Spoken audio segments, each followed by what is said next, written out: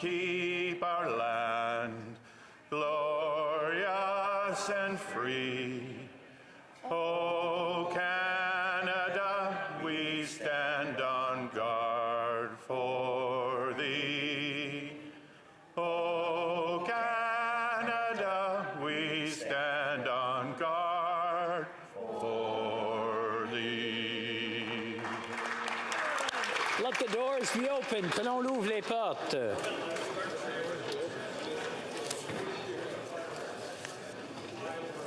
Statements by members. Déclaration de député. The honourable member for Don Valley East. Well, thank you very much, Mr. Speaker. It gives me great pleasure today to rise in the House to speak about an extraordinary Canadian during Black History Month. Eva Smith was a tireless advocate in my community of Don Valley East who worked so hard to fight for the rights of young people who were homeless. She advocated and continued to advocate until she, in 1989, was able to get a homeless shelter built in our community. Through her continued advocacy, which wasn't very popular at the time, fighting for homeless rights for young people, she continued to build more satellite locations across the city. I wanted to take this opportunity to thank Eva, the late Eva Smith, for the work she did in our community, and really just say thank you to an extraordinary Canadian. Thank you very much, Mr. Speaker. The honourable member for East Peace River, Westlock. Thank you, Mr. Chair.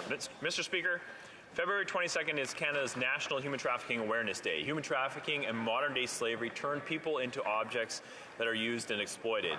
It's vicious, profitable, and growing in Canada, and robs people of their God-given dignity and freedom. In Canada, the vast majority of human trafficking victims are women and girls born right here in Canada, many of which are Indigenous. It doesn't have to be this way, Mr. Speaker. Working together, we can end it. To the survivors of human trafficking, some of who are in Parliament today, thank you so much for your courage, your voice. This will lead us to ending human trafficking. I also want to thank the individuals and NGOs who work tirelessly across our country to support survivors and raise awareness. To my honourable colleagues and to all Canadians, the responsibility to seek justice and end exploitation is on each of us. May we be relentless, courageous, and committed as we seek to build a Canada that has zero tolerance for modern slavery and human trafficking. Thank you, Mr. Speaker. The honourable member for Oakville North, Burlington. Happy Flag Day, Mr. Speaker. 58 years ago today, our national flag was raised for the first time on Parliament Hill.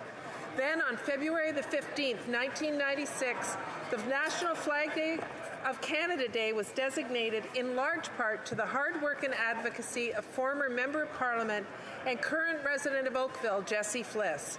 Mr. Fliss continues to raise awareness about it today. Our national flag is a cherished symbol that unites all Canadians and reflects the common values that we take pride in: equality, freedom, and inclusion. Flag Day is an opportunity for all of us to reflect on these values that we hold so dear.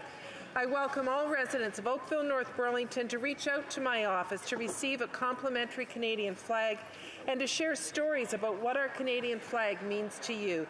Thank you to Mr. Fliss, and thank you, Mr. Speaker. L'honorable député. The honourable member for Terrebonne. Mr. Speaker, for over 60 days now, Peru has been experiencing a serious and very worrisome political crisis.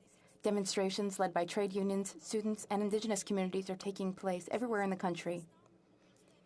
Nearly 60 demonstrators have lost their lives in clashes with law enforcement.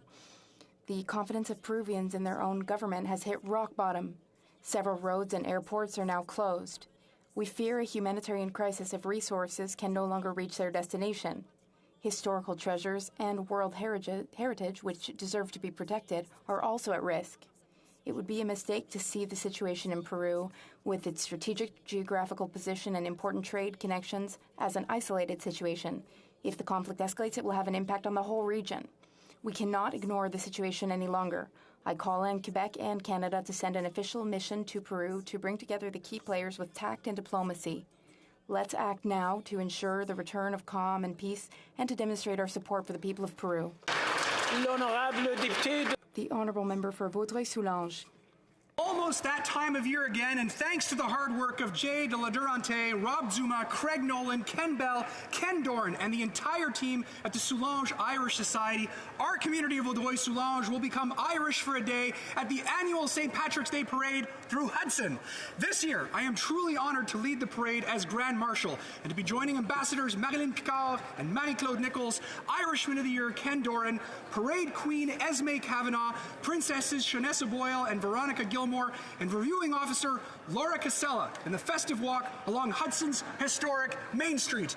As always, whether it's to grab a drink at one of our local pubs or microbreweries, fill your boots at one of Hudson's great restaurants, or simply take in all the parade will have to offer, this is an event not to be missed by young and old alike. So on Saturday, March 18th at 1 p.m., come one, come all to celebrate our rich Irish heritage with some good old Irish hospitality. Sláinte, Mr. Speaker. The Honourable Member for Calgary Centre. Mr. Speaker, good news. Tourmaline Energy, Canada's largest natural gas producer, has just started delivery of clean Canadian natural gas through pipelines to Chicago, then south to the U.S. Gulf Coast for delivery to Asian markets, proving to skeptics that there is a business case for Canadian LNG. Tourmaline should be congratulated for showing the ingenuity to get through the barriers put up by this government to stop Canadian resources access to world markets. 8 years ago, there was great promise in building Canada's natural gas export facilities.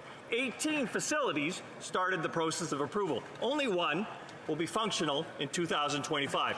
Meanwhile, our U.S. competitors have built 7 facilities in the same time frame. Is it because these Canadian projects don't require government subsidies to get them completed?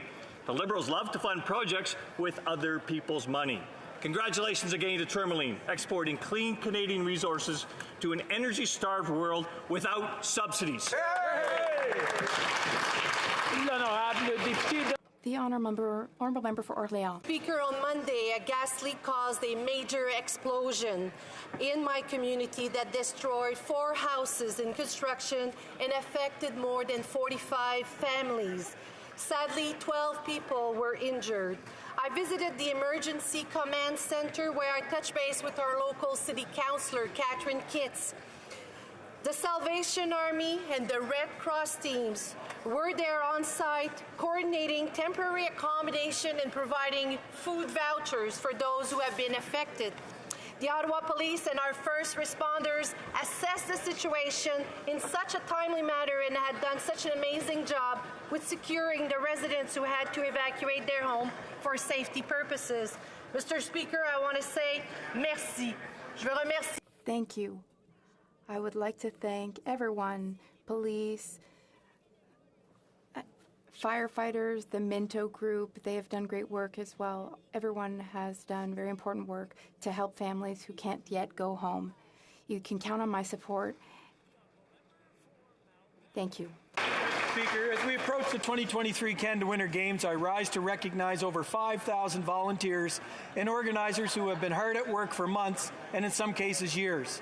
The presence of the Games have been felt in PEI for months now, with community torch relays and final touches being put on venues. While Mother Nature has proven difficult by times, organizers have done a great job adapting to the situation and exploring innovative solutions. Island communities look forward to the opportunity to showcase all they have to offer with over 3,500 athletes and officials descending on PEI next week.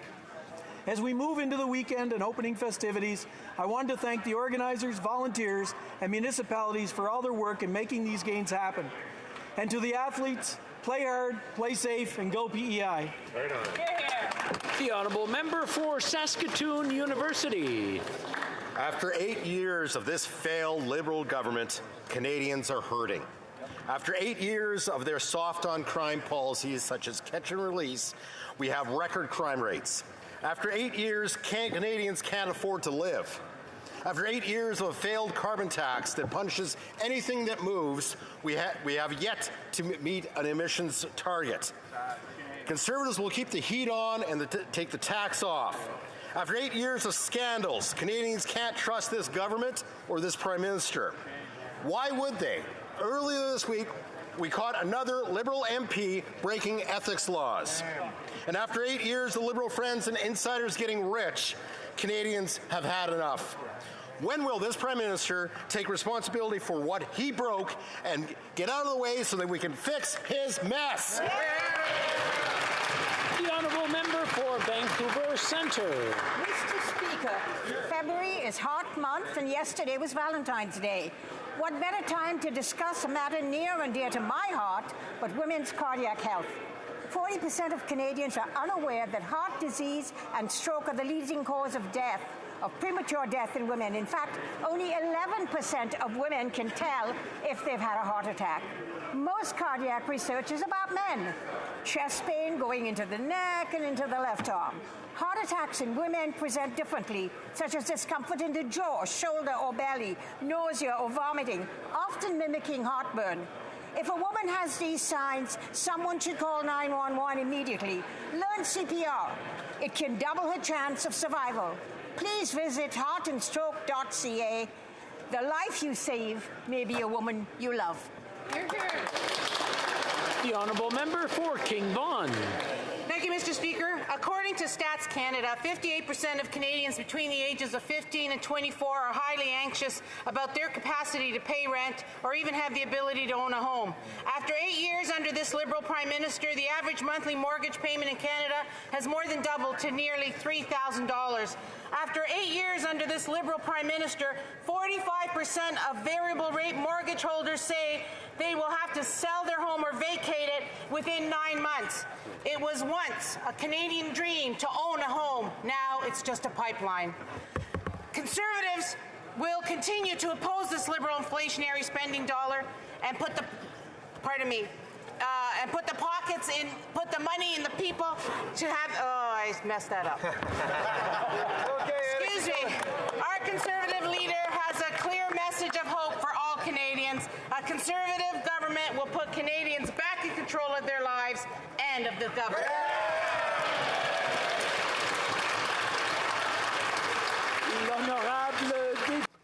The honourable member for Beauce. Mr. Speaker, today we are celebrating Canada's Agriculture Day. This day honors our farmers' hard work, dedication, and innovation. These men and women work hard day in and day out to ensure that Canadians and the rest of the world can eat high-quality, safe, and nutritious foods. As a fourth-generation farmer, I'm very proud of agriculture's contribution to my region. It is very important that future generations have the predictability and the stability required to maintain family farms that contribute so much to preserving and sustaining our rural areas. We Conservatives want to create prosperity and opportunity for the entire agriculture sector. Agriculture must be a driving force to get our economy back on track. The government must adopt policies that make farming easier, not harder. So today, on Canada's Agriculture Day, let's take a moment to thank all the people who work tirelessly to provide us with excellent food. To all farmers across Canada, thank you for your passion, commitment, and dedication. And most of all, thank you for feeding our families. The Honourable Member for Glengarry Prescott Russell. Mr. Speaker, today, across the country, we are celebrating Canada's Agriculture Day. At the next meal we have the pleasure of enjoying, I invite all of us to think about the people behind our food. In my rural riding of Glengarry Prescott Russell, I know many farmers. They put their hearts into providing us with the best food in the world while protecting the environment for future generations. And they do so in the face of significant challenges, such as natural disasters and labor shortages. And 2.1 million jobs in Canada depend on our industry, and it all starts with the farm. As the saying goes, no farmers, no food, no future. Now more than ever, let's support them in their effort to sequester carbon, to protect biodiversity, to reduce emissions while at the same time increasing yields and protect farm livelihood. So today, let's acknowledge all those who make up Canada's innovative, vibrant, and forward-thinking agricultural industry. Happy Canadian Agricultural Day. The honourable member for Cowichan, Malahat Langford. Mr. Speaker, today is Canada's Agriculture Day, and I want to take this opportunity to recognize and thank the amazing and hardworking people who produce such an amazing abundance of food and drink in Canada.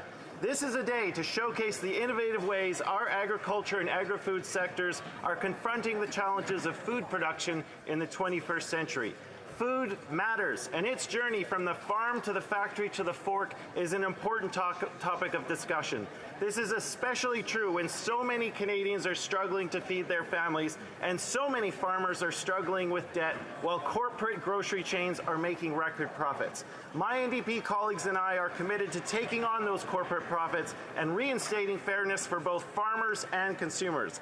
Let's raise a fork to the food we love and the people who produce it. As the NDP's critic for agriculture and food price inflation, and on behalf of the entire NDP caucus, happy Agriculture Day. The Honourable Member for Montarville. Thank you, Mr. Speaker. Jackie Robinson joined the Montreal team in 1946. That was the beginning of Quebec's entry into having black athletes on its teams. Black athletes in Canada have accomplished so much since then. There is a young black athlete from my region. He's 19. He was born in Chicoutimi. His mother is a Quebecer. His father is Haitian. And on February 1st, he signed a contract with the Buccaneers and the NCAA. He is an excellent athlete. He has accomplished so much. He went to Lee's Tennessee State University, but he started playing at 5 years old with the Montarville team. Then he went to Collège Charlemagne and Blue Tornadoes McKelly High School in Tennessee, and there he won the state championships in 2001. He is so multi-talented and inspiring. He's inspiring on and off the field. He's inspiring academically as well. We wish him every success. We hope that he achieves all his dreams and continues to make us very proud. Congratulations. Member for Foothills.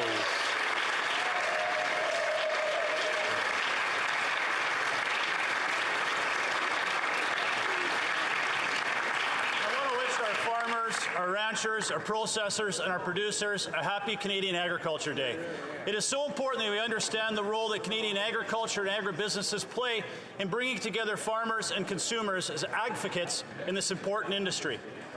It's imperative that we understand that we must play a role in educating all Canadians about where their food comes from, how we do it, why we do it, and the fact that we do it better than anyone else in the world.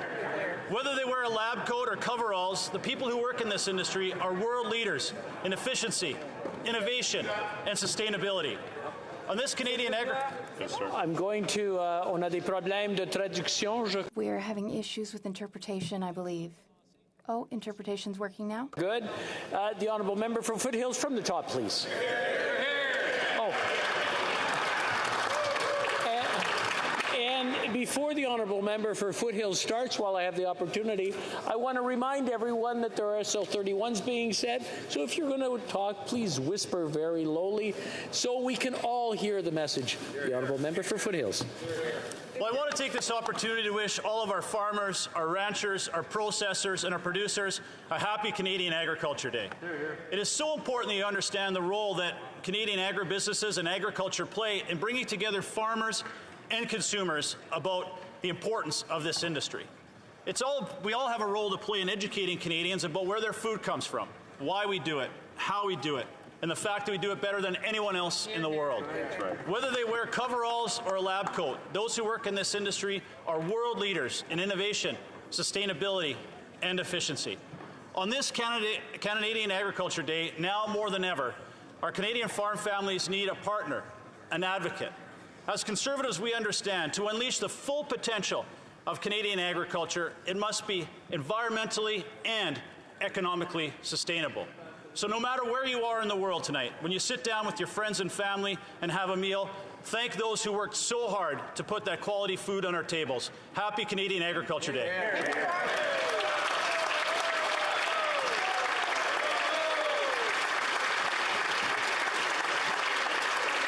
The Honourable Member for Newmarket, Aurora.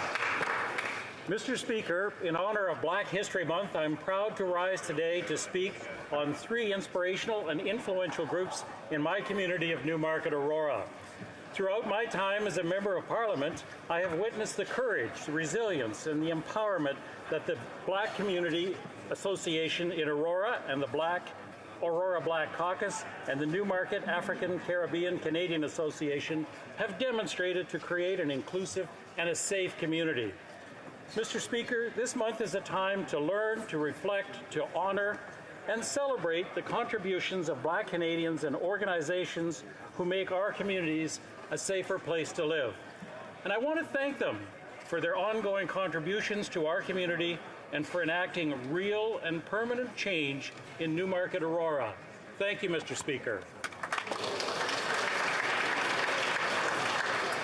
While I have your attention, the Chair would like to make a statement regarding decorum in the House.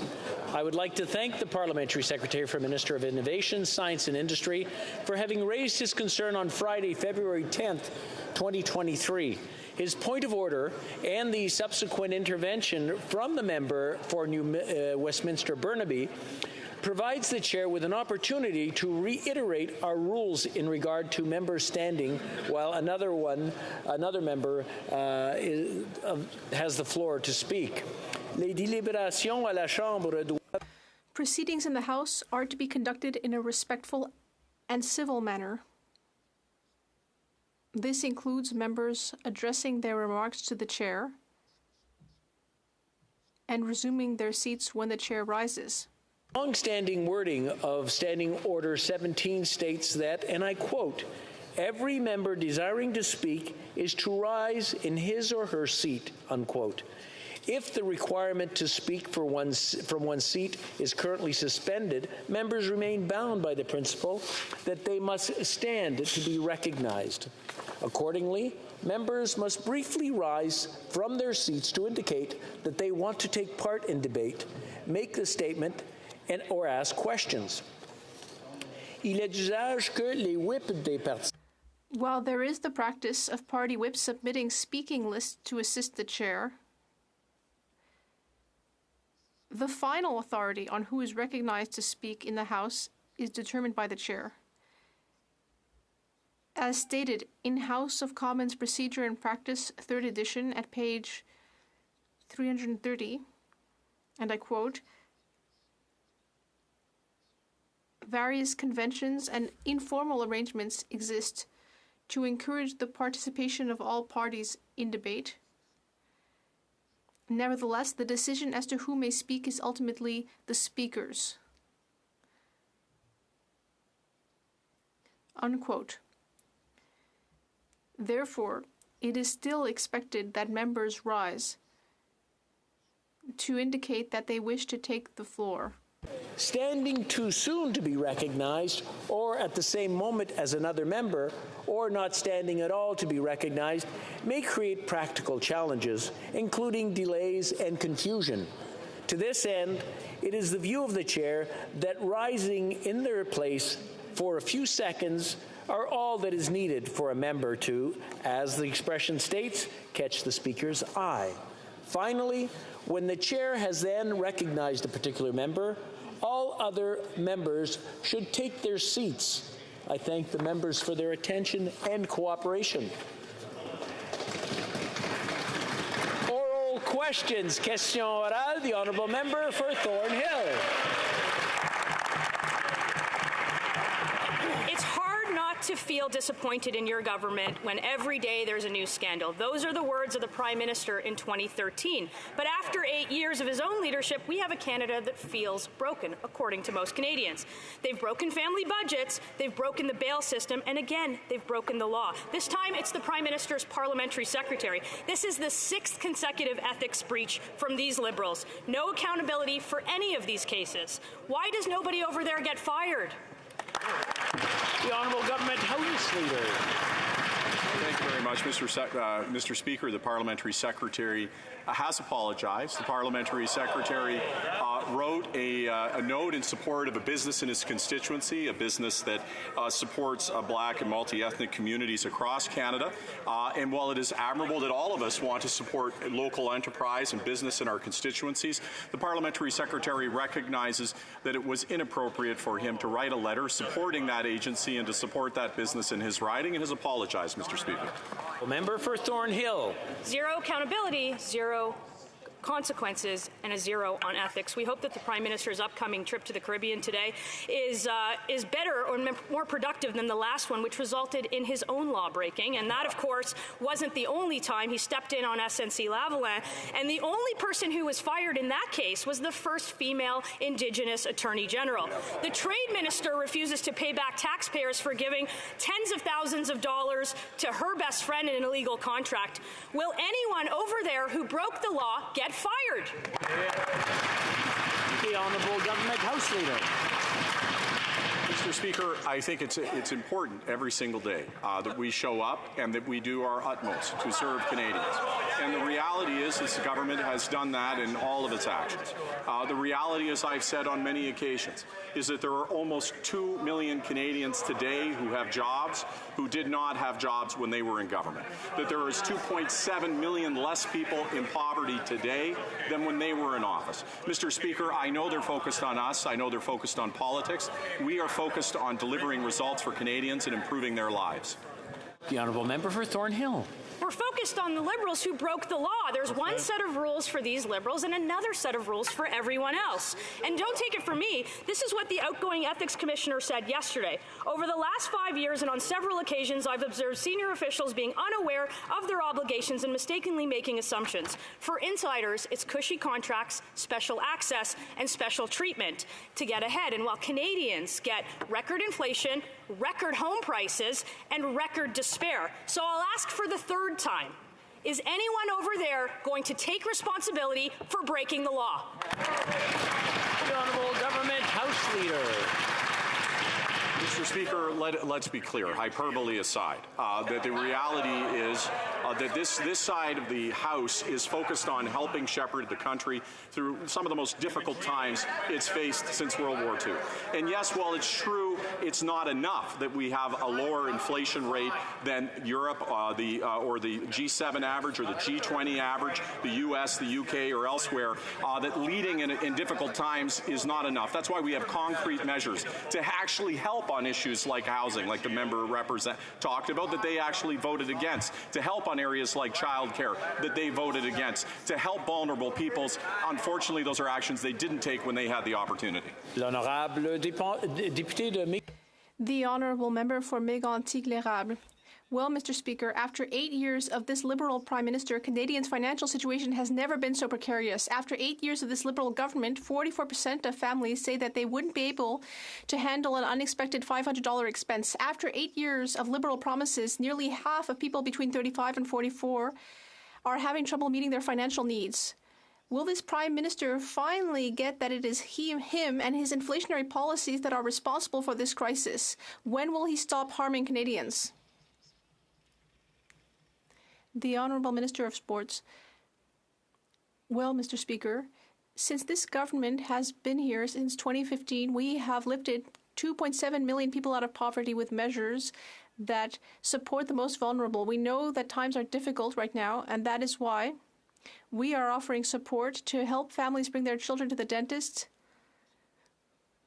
in order to make childcare cheaper throughout the country. We will be there to support Canadians. Each time the Conservatives vote against that. The Honourable Member. Mr. Speaker, will this Prime Minister finally understand after 8 years of not answering questions in this House that he won't be able to help Canadians by blaming Conservatives? Inflation is breaking records.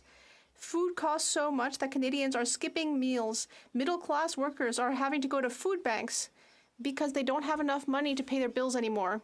And that's without even mentioning the cost of gas, mortgages, or rent. Will this government finally shoulder its responsibility instead of spending all its time blaming other people? The Honourable Minister of Tourism. Mr. Speaker, over and over in this House, the Conservative opposition had a chance to vote for Canadians. When we lowered taxes on the middle class, what did the Conservatives do 3 times? They voted against. What did they do when we gave people a $500 housing supplement? They voted against. What did they do when we offered more money to Canadian workers from coast to coast? They voted against. We are taking action to support Canadians, and the Conservatives vote against that. The Honourable Member for Belleuil-Chambly. Mr. Speakers, the provinces, territories, and Quebec asked for $28 billion a year in the healthcare system, but they only got $4.6 billion. I understand that they didn't have any option. It was a take-it-or-leave-it offer.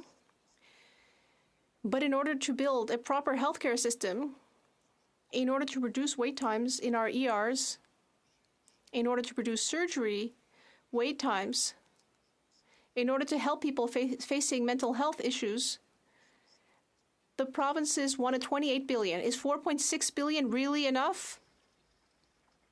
The Honourable Parliamentary Secretary to the Minister of Health. I'd like to thank my colleague for the question. Our plan lays out 3 key commitments for premiers in order to receive funding, and there is also the existing healthcare transfer increase. One of these requirements is to ensure that healthcare information is shared. We are also asking for commitments within tailored bilateral agreements. The Honourable Member for Belleuil-Chambly. Well, I'd like to say you're welcome to my colleague who thanked me for my question, and indeed I have another question. I mentioned the $28 billion sum. If $4.6 billion is not enough, why only offer that much? And if $28 billion is too much, then why not explain why it's too much? And if it's not enough, then why will we continue to not have enough for 10 years? Is this the legacy of the fiscal imbalance, which means that over the years, Ottawa will constantly have bigger and bigger surpluses while letting the provinces struggle? The Honourable Minister for Canadian Heritage. Mr. Speaker, the worst thing that could happen for the Bloc Québécois is for the provinces and Quebec to agree with the federal government, and that's exactly what happened. We have an agreement with Quebec and all the provinces to help hospitals, to reduce wait times, to reduce delays on mental health. This is a good agreement. It's a good agreement for Quebec and Quebecers, and it's bad for the Bloc Québécois. L'honorable député de Burnaby. The Honourable Member for Burnaby South. Watch people across this country are spending money out of pocket for surgeries, $30,000 for a hip surgery, $70 to see a family doctor. In fact, one of the corporations making this happen, Maple, is owned by Loblaws. So Loblaws is not only ripping off Canadians when it comes to their groceries, but is also exploiting the desperation of Canadians who need to see a family doctor. Now, on top of all this is actually against the law. According to the former Minister of Health under this Liberal government, it's clearly against the law. So when will this government finally stop American-style healthcare from entering our country? The Honourable Parliamentary Secretary to the Minister of Health. On this side of the House, we believe that all you should need in order to get health care is your health card, not your credit card. And Canadians are proud of this system, and they should be. Our discussions with the premiers included the importance of upholding the Canada Health Act, which means making sure services are based on need and not someone's ability to pay. We will always protect Canadians' equitable access to universal public health care services, because the role of Canada's Minister of Health is to ensure that the Canada Health Act is respected. Thank you, Mr. Speaker. The Honourable Member for Burnaby South. If the government really wants to defend public health care, then stop American-style health care entering our country. The effects are clear. We have thousands of people who are paying thousands of dollars for operations, and that's clearly against the law. Even their own former Minister of Health said so. The government has a choice. Will it continue using American-style health care, or will it stop? L'honorable secrétaire parlementaire. The Honourable Parliamentary Secretary.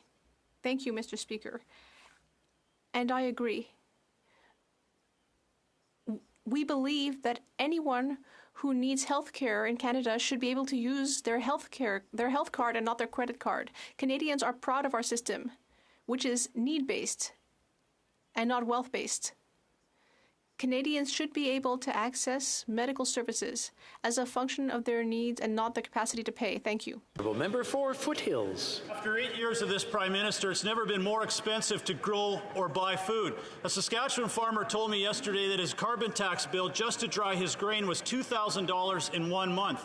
The Liberal tariff on fertilizer cost Eastern Canadian farmers more than $34 million. Under this Prime Minister's watch, we've lost hundreds of farms to bankruptcy, and food prices are up 12%. Will the Prime Minister help Canadians put food on the table and axe his farm-killing carbon tax? The Honourable Minister of the Environment. Thank you, Mr. Speaker. I would like to remind this House that the fact are that 70% of the prices we're seeing at the pump are related to crude oil prices going up, largely because of Russia's brutal invasion of Ukraine. I'm getting there. And another 25% is a result of provincial taxes and refining margins. We recycle 100% of the revenues to Canadians, 10% specifically to small businesses and agricultural industries in Canada, Mr. Speaker. Thank you very much. You got it. The Honourable Member for Foothills. Well, I guess that the minister didn't understand I was asking a question about agriculture, not about oil prices. But what they have to understand is their carbon tax has very real consequences. What it is doing is suffocating Canadian farm families and giving Canadian families sticker shock when they go to the grocery store. And it's only going to get worse. When the Liberal NDP Carbon Tax Coalition triples their carbon tax, a farmer will be paying $150,000 a year in carbon tax. There are consequences.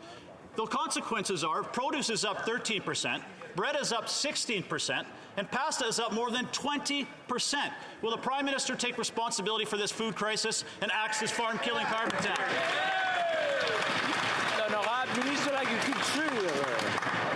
Thank you, Mr. Speaker. As usual, the Conservative are twisting the information. Is misquoting our research and talking about a typical farm of 5,000 or 6,000 acres, which is not very fair. See, Mr. Speaker, he doesn't want to hear about everything we do for farmers. We are investing $1.5 billion in agro-environmental farming. Yesterday, we announced $150 million to support the supercluster on protein. We're working with farmers for farmers, Mr. Speaker. The Honourable Member for Lambton, Kent, Middlesex. Mr. Speaker, that Liberal minister is completely out of touch with reality. The reality is, after 8 years of this Prime Minister, Canadians are struggling to eat and our food sovereignty is in jeopardy. The Liberal plan to triple the carbon tax is going to price our farm families right out of business. And the carbon tax to fertilizer reductions, this is actually going to make it more difficult for Canadian farmers, and this government's making it more difficult. Well, newsflash, no farms, no foods. So, Mr. Speaker, will the Prime Minister take responsibility for empty cupboards and empty stomachs and give Canadian farm families a break and axe the carbon tax? The Honourable Minister of Natural Resources. Thank you, Mr. Speaker. Once again, my Conservative colleagues missed the point that over 8 out of 10 Canadian families actually get more money back than they pay in the context of the carbon tax. I'm sorry, but I mean, it started off with a little bit of rumbling, but now they're shouting at the top of their lungs, and that's really not acceptable in the House. I mean, we can tolerate a little bit, but once it starts becoming shouting, then it becomes almost bullying, where it's almost like you're in a schoolyard trying to bully someone into stopping. So I'm going to ask everyone to take it down a notch, and we'll let the Honourable Minister continue, please. Thank you, Mr. Speaker. As I was saying, the Conservatives conveniently ignore that 8 out of 10 Canadian families actually get more money back than they pay with respect to the price on pollution. I would say in the modern age, it is not a responsible position for a political party in this country to take to simply ignore the reality of climate change, which the Conservatives do conveniently every day in this House. You need to actually, if you're going to have a relevant economic plan for this country, you need to have a plan to fight climate change. That's exactly what we are doing. The Honourable Member for Lambton, Kent, Middlesex. Well, the Liberals are the kings of misinformation. Farmers don't get a rebate, and this government hasn't even hit a single climate target. And after 8 years of this Prime Minister, the carbon tax is making food too expensive for Canadians. Fertilizer restrictions are making it harder for farmers to grow food. Big grocery chains are nickel and diming our produce farmers with high fees while they're raking in record high profits in this government. Well, they've done nothing. So, Mr. Speaker, will the Prime Minister take responsibility for his mounting failures and give Canadians farm families a break and axe the carbon tax? The Honourable Minister of Agriculture. Mr. Speaker, today is Canadian Agriculture Day, and I'm very proud of everything we've done for our agricultural producers. We have funded the sector significantly to help them with green technology nearly $500 million just for those green technologies. Yesterday, we announced an additional $150 million for the protein supercluster. We are also increasing our investment in risk management because we know that our producers are facing extreme weather events. And we also increased the budget of the Canadian Agricultural Partnership, which the Conservatives never did. Thank you. Député de la Beauce. The Honourable Member for Beauce. Mr. Speaker, after 8 years of this Prime Minister, Canadians can no longer feed themselves, and this government's policies are directly responsible for that. Canadian farmers are being crushed by the carbon tax. He also put a 35% tariff on fertilizer, which makes us the only country in the G7 to do so, which is causing food prices to go up even more. When will he finally remove these taxes so that farmers can feed our families? The Honourable Minister of Agriculture. Thank you, Mr. Speaker. I'd like to remind my colleague from Quebec that the price on pollution is not administered in the same way in Quebec. It's administered by Quebec. And I would also like to take the moment to remind all of our agricultural producers that we've also improved the advanced payment program, which enables them to have a short-term loan of up to $1 million, with part of that being interest-free. And so I would invite our producers to take advantage of that. The Honourable Member for Beauce.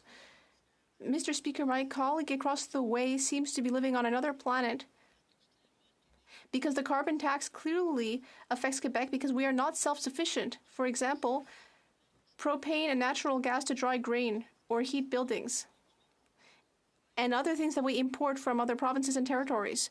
So I refuse to take any lessons from my colleague.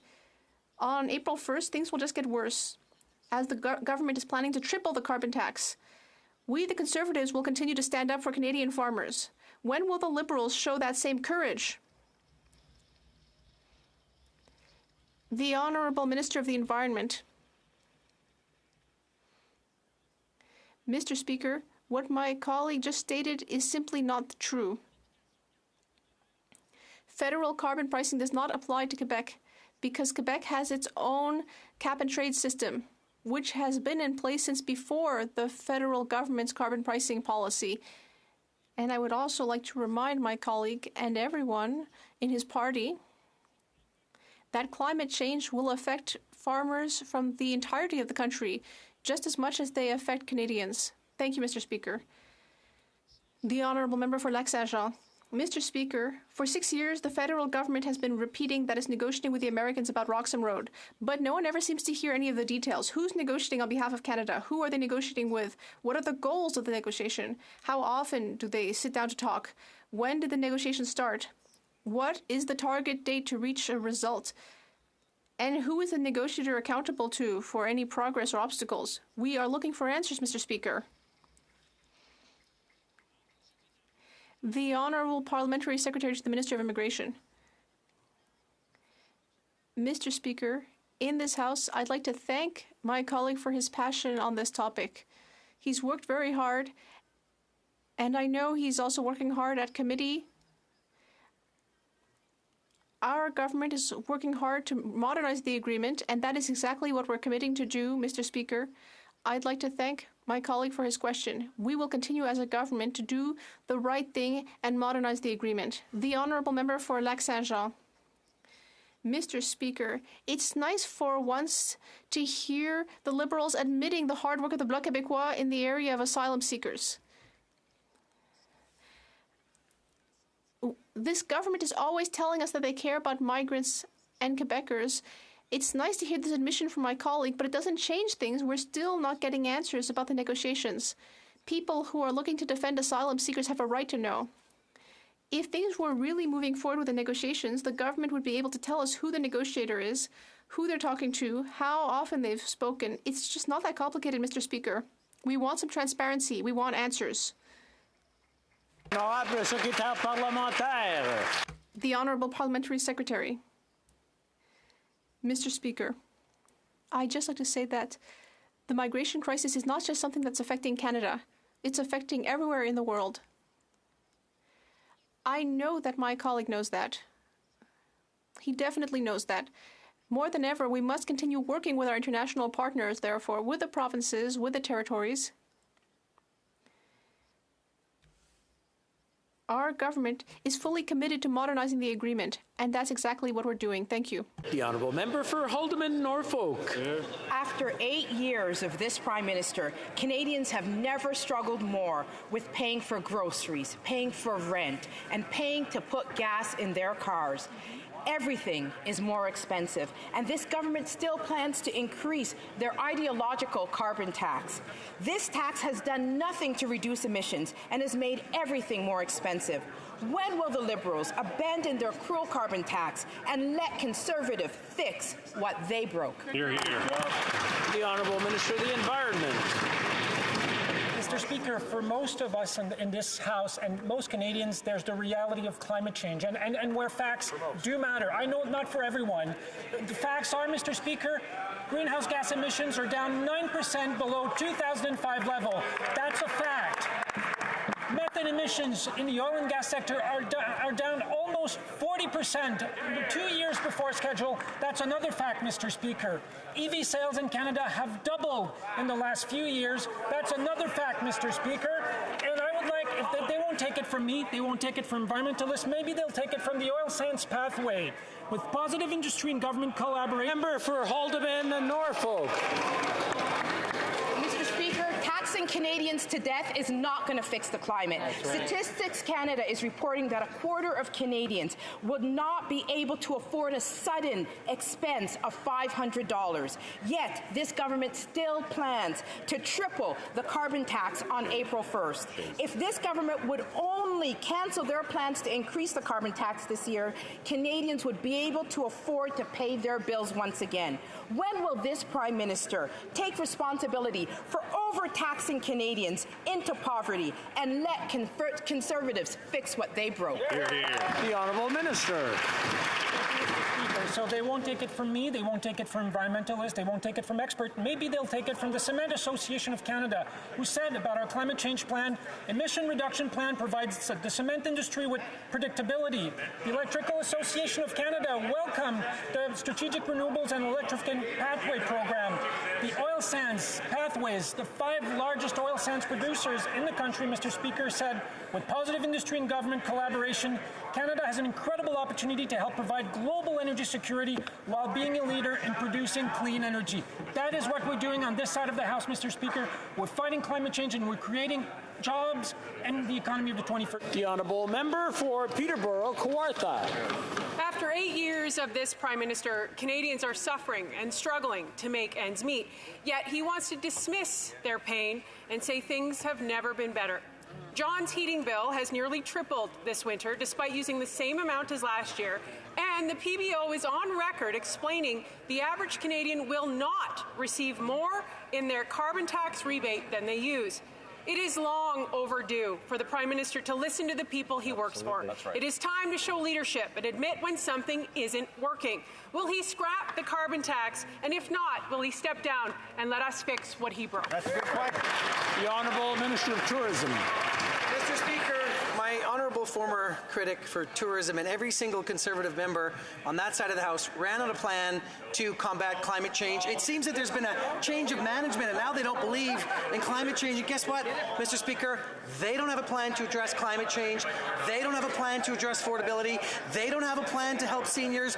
They don't have a plan to position this country for robust economic growth. We raised 2.7 million people out of poverty, 326,000 jobs created since September.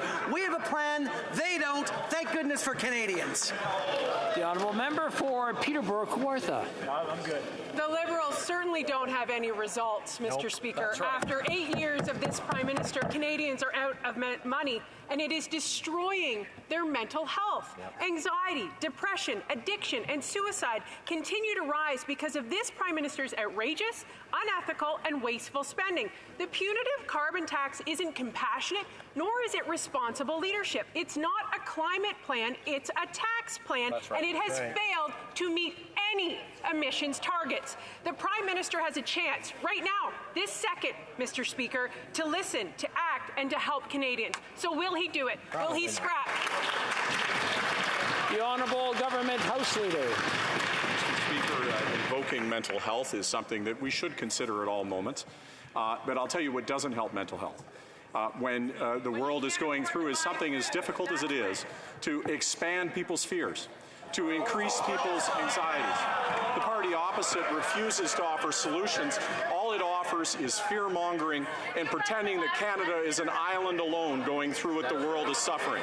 Mr. Speaker, that is not reality, that is not truth, and it certainly doesn't help those that are suffering from mental illness. The honourable member for North Island, Powell River. Mr. Speaker, seniors built this country and they deserve dignity. But soaring food and housing costs are leaving so many behind. Under this government, seniors are struggling to keep up with the basic everyday costs. But the Liberals honestly don't seem to care.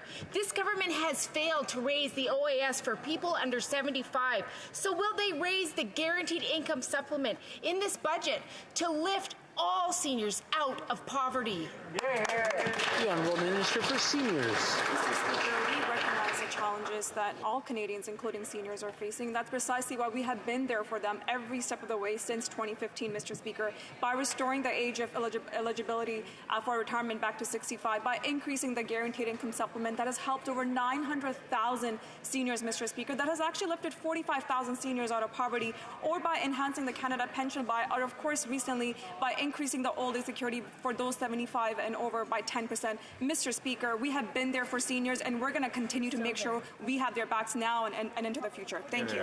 Honourable member for Windsor West. The City of Windsor and the federal government partnered to address climate change and pollution by tackling devastating flooding under the Disaster Mitigation and Adaptation Fund by agreeing to a 60 to 40% cost share. With rampant global inflation, construction costs have escalated, and now the Liberals are using this as an opportunity to squeeze the partnership and jeopardize important work on the Great Lakes. For all the Liberals' bluster on fighting climate change, you would think they would show some shame here. Windsor residents need action on the climate emergency, not patronizing lip service. When will this government stop backtracking and live up to their word for a change? The Honourable Parliamentary Secretary to the Minister of Intergovernmental Affairs. Mr. Speaker, the fact is our government has made record investments to Windsor and the surrounding area. Our commitment to investing in infrastructure is solidified in the fact that we are investing in green and climate resilient infrastructure. Mr. Speaker, it's not just about creating good jobs, but it's creating resilient communities. And that's precisely what our infrastructure plan is doing. We are working with communities, with partners, to set those priorities to make sure our communities are resilient into the future. Hold on. Honourable member for West Vancouver, Sunshine Coast, Sea to Sky Country. Mr. Speaker, the increasing impacts of climate change has made it clear that more needs to be done to fight the climate crisis, not less. National governments play an integral role in leading this work by greening their operations, an area in which Canada continues to demonstrate its leadership on the global stage. The Net Zero Government Initiative invites governments from around the world to lead by example and achieve net zero emissions from national government operations by no later than 2050. Can the President of the Treasury Board please update this House on this initiative? President of the Treasury Board. Thank you, Mr. Speaker, and I would like to thank my honourable colleague for his hard work and for his important question. Mr. Speaker, Canada has joined the Net Zero Government Initiative, and Canada is showing global leadership on climate change. We are working with countries around the world to pledge to achieve net zero emissions from government operations by 2050. Our planet needs us to aggressively reduce our emissions, and the government is leading by example. Thank you, Mr. Speaker. The Honourable Member for Charlebourg-Saint-Charles. Mr. Speaker, the Bloc Liberal Alliance continues to work against the best interest of Quebec. First, Bill C-11 does not ensure that online businesses are subject to Quebec laws regarding the status of Quebec artists. Second, this bill contains no formal consultation mechanism with the Quebec government.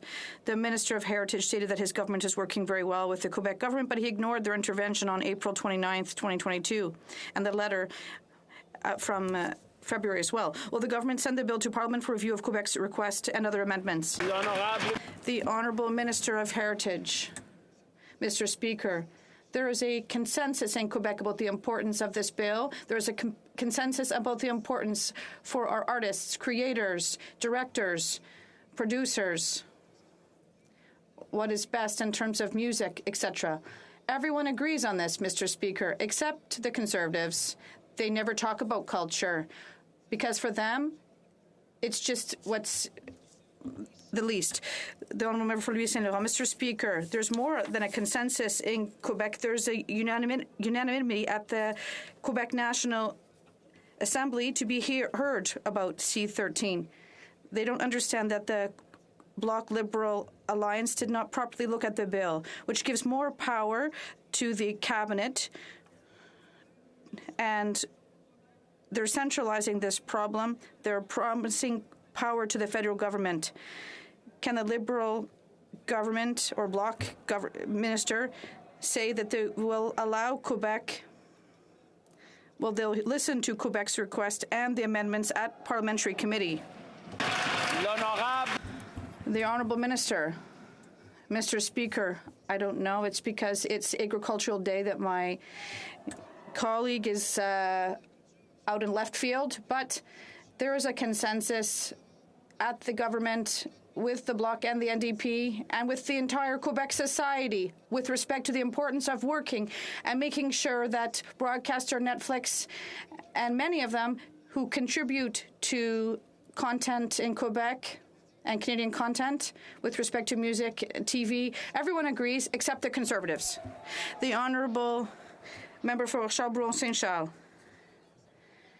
This Bloc Liberal centralizing alliance, everything they're doing for Quebec right now is not working. In terms of C5, which allows rapists to stay at home, C75, which allows criminal to be released on bail, and now C11. To add insult to injury, they refuse to consider the unanimous motion passed by the National Assembly in Quebec on C11. Can the minister tell us whether C11 will go to committee to study the amendments or not? The Honourable Minister.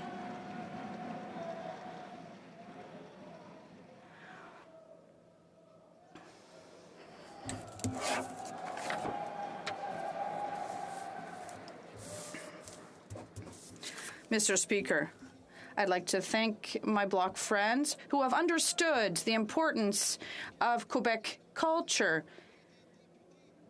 I would like Quebec members. I don't understand how they can understand how important this bill is to ensure that we support our music, TV, and film producers so we can continue to be the best in our country, but worldwide as well. The Honourable Member for Louis Saint Laurent. Who would have believed it, Mr. Speaker? Not only is the Liberal government not just disputing with the Bloc, but now with the Quebec government at the National Assembly. And this is not speaking on behalf of Quebec, Mr. Speaker. The French fact is in Quebec, and the Quebec government and the National Assembly want to be heard at committee at the Parliament. Can the new Bloc star, who is the minister of this Liberal Bloc alliance, rise and tell Quebec that they will be heard at the parliamentary committee so they hear our concerns about this bill? The Honourable Minister.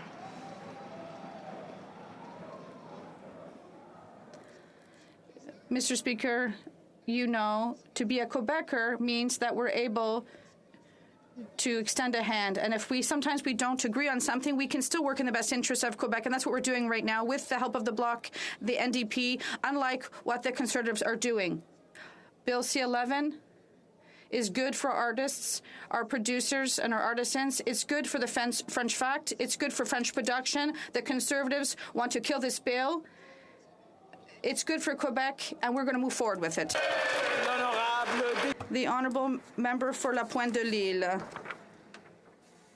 Mr. Speaker, the rifts in the Liberal caucus on C-13, the Honourable Member... Well, I'm trying to hear his question, but I can't. People are talking on both sides of this chamber, so I'll ask the member to start again so we can all hear his question. The Honourable Member for La Pointe de l'Île. Mr. Speaker, the rifts in the Liberal caucus on C-13 are like a musical. Every day, the tensions between the various gangs increase. It's a real West Island story. Yesterday, the member for Mount Royal broke ranks and announced that he would vote against C-13 if it mentioned the existence of the Charter of the French language. Today, a Liberal minister from the West Island threatened to vote against it as well. A Liberal minister against a Liberal bill. It makes for a good show, but will the minister call them back to order? The Honourable Minister of Official Languages.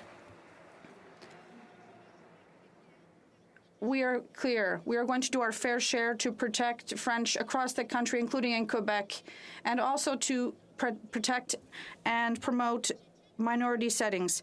I'd like to thank the members of this committee who have done work on this file to move it forward. We will be able to give the official language commissioners tools so that he can do their work, and also make sure that companies under a federal jurisdiction do have employees who can work and live in French. Thank you. The Honourable Member for La Pointe-de-L'Île. Mr. Speaker, the member for Mount Royal is against recognizing the Charter of the French language in C-13. He joins the member for Westmount and the member for Saint Laurent. And now a Liberal minister is threatening to join them and vote against this Liberal bill. There's starting to be a lot of Liberals opposed to C-13. And at this point, one has to wonder, the dissidents in the Quebec Liberal caucus, these rebels, are these the ones who want to protect the French language? The Honourable Minister of Canadian Heritage.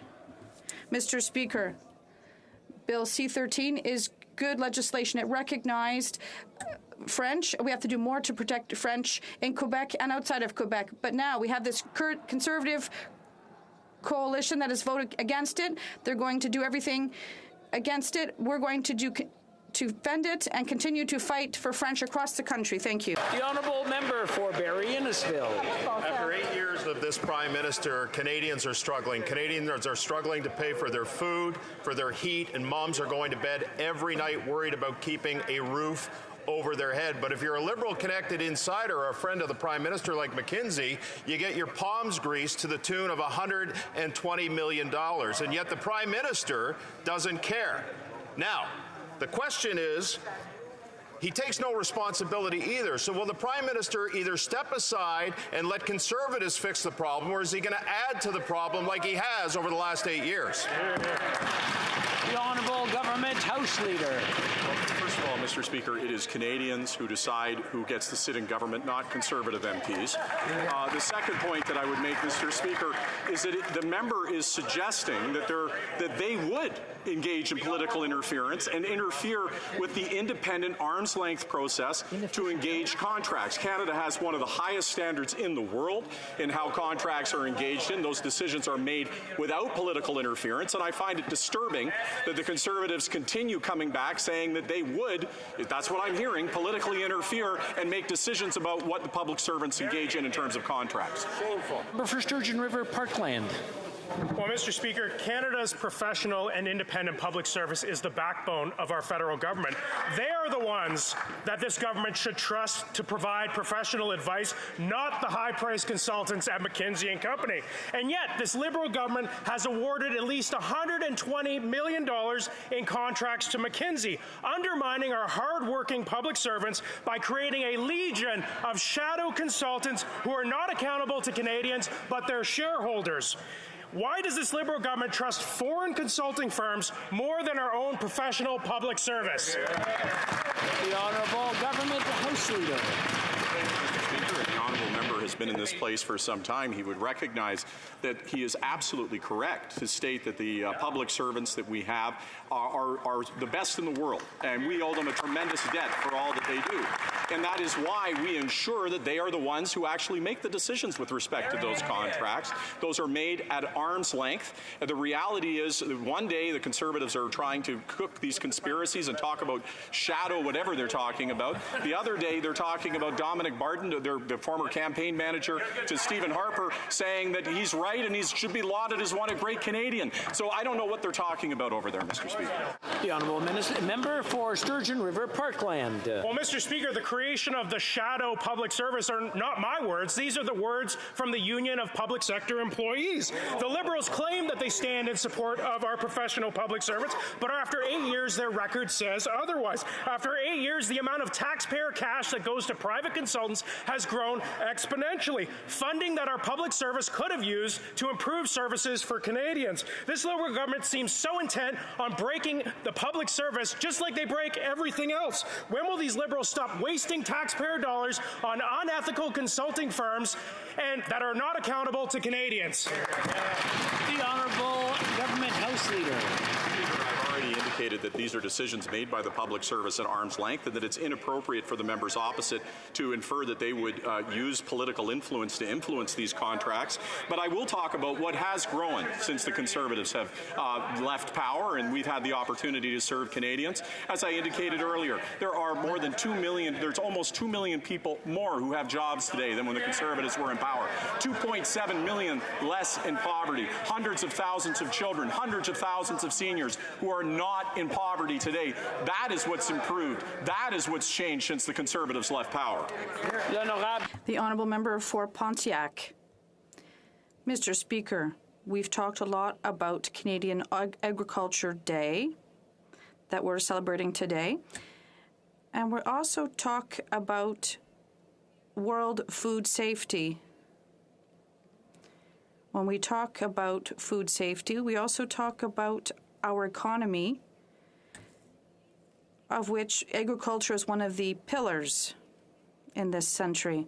So I'd like to ask the Minister of Agriculture, can she give us an overview of what the government is doing to support the development of this important sector? The Honourable Minister of Agriculture. Thank you very much, Mr. Speaker. We are celebrating our agriculture producers today for the excellent foods they provide us with every day. So I'd like you to tell us about our latest initiatives. Yesterday, we invested $150 million extra in the cluster for protein industries. And today, we're providing millions for 2 initiatives to support our companies to find their labor. Thank you. Member for Parry Sound, Muskoka.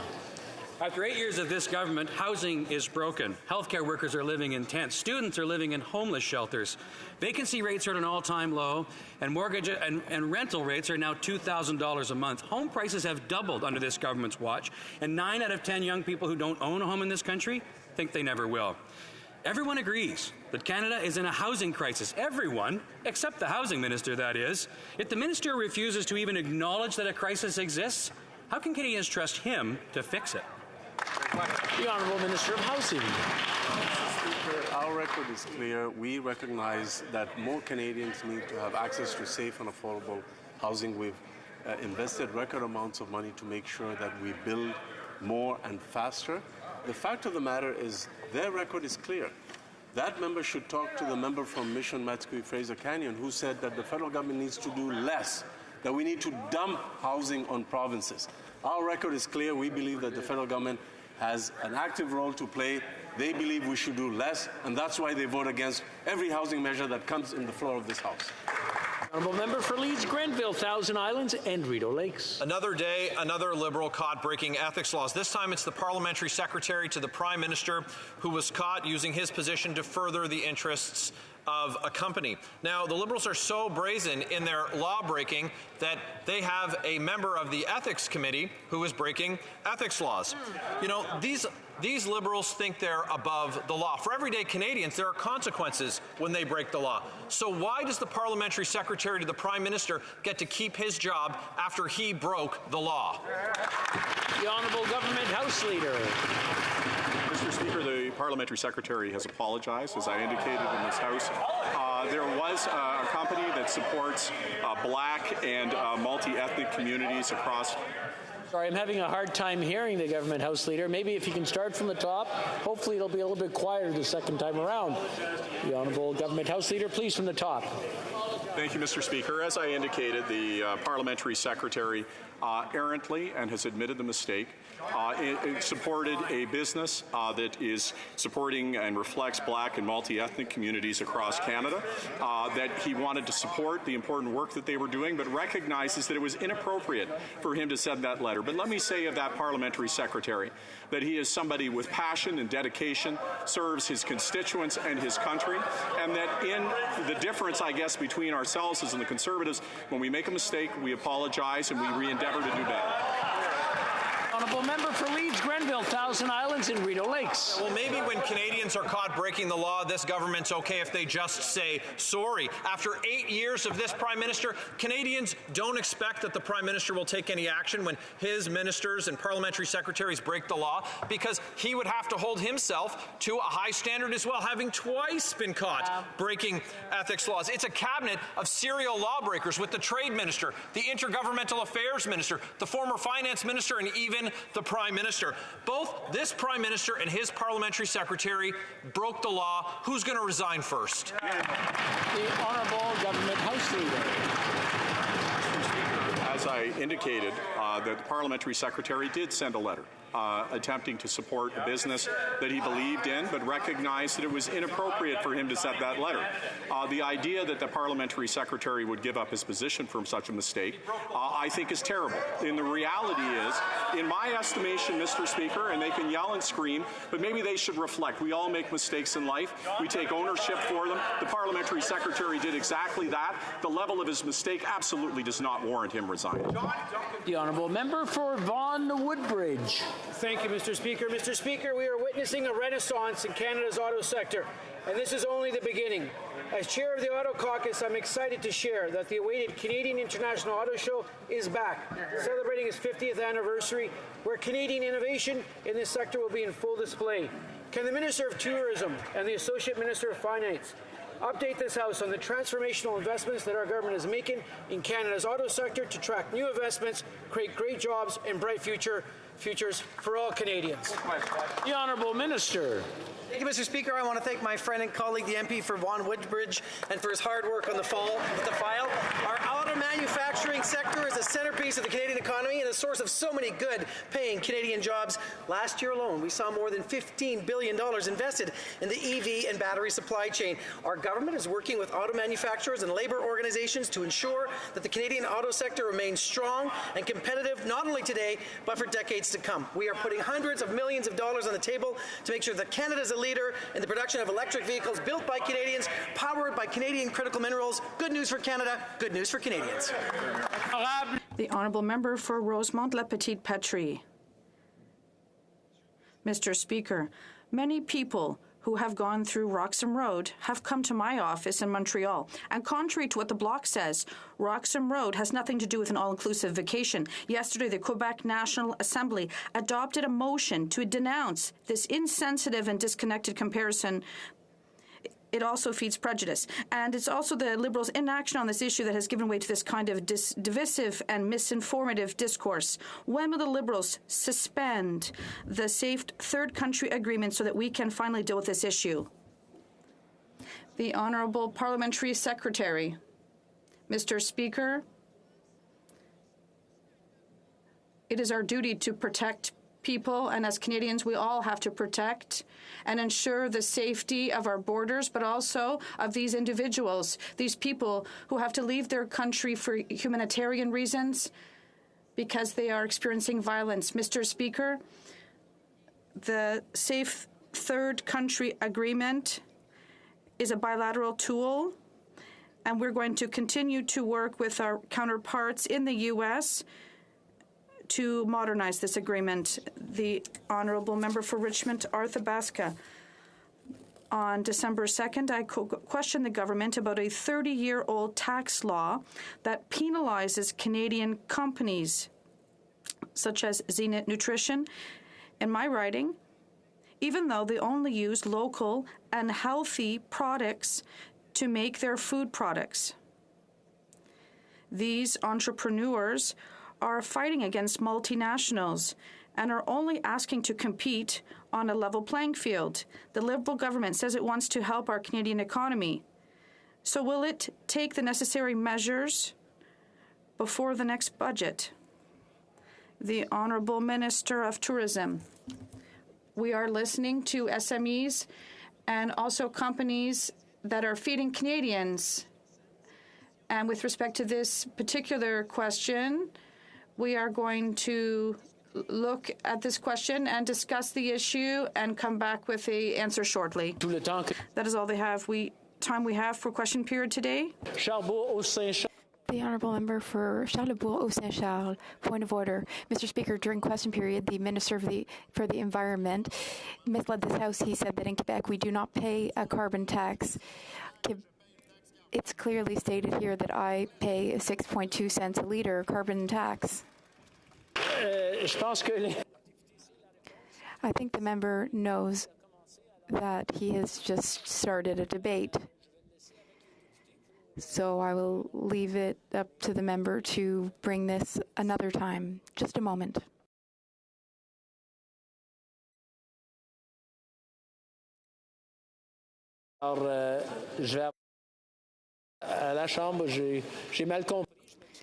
I misunderstood. My apologies.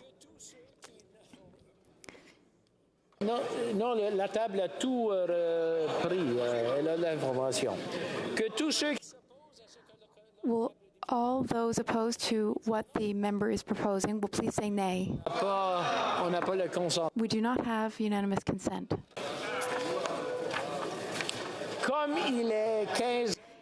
It being 3:17, pursuant to order made on Thursday, June 23, 2022, the House will now proceed to the taking of the deferred recorded division on the motion of Mr. Halan relating to the business of supply. Call in the members. Sorry, the motion is quite long.